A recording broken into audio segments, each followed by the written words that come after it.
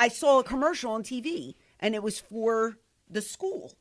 And I picked up the phone, and I called because I hated my job. So I went in not knowing a soul. I didn't know anything about wrestling. He said, you won't have to bump because you're a pretty girl. I didn't know what a bump was, and I was like, okay, yes, sir. No, sir. Yes, sir. I didn't know, I wasn't hip to the business.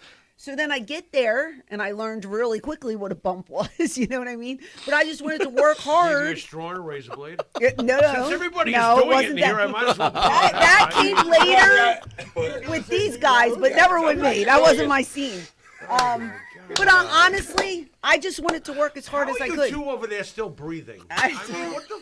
I've been asking that for a very long time. I'm just trying to give you a serious, respectable answer. Don't worry, Francie. Hang in there. I got your back. Just keep going. He's giving a great plow through. But guys, you don't realize, like you're in the locker room and you know when somebody's green. You know what I mean?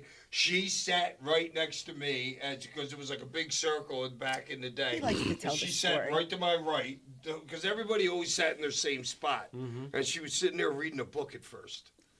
I went to her. I go, do you remember this?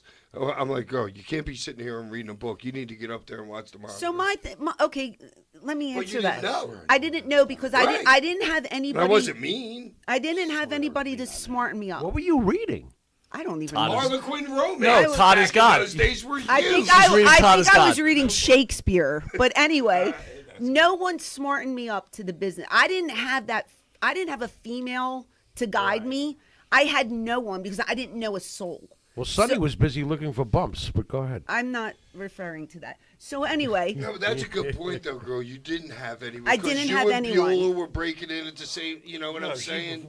I was 93. Yeah, well, who was even, was Nancy there? Yeah, Nancy was there, and so was Sherry. But I met Sherry on her last night there.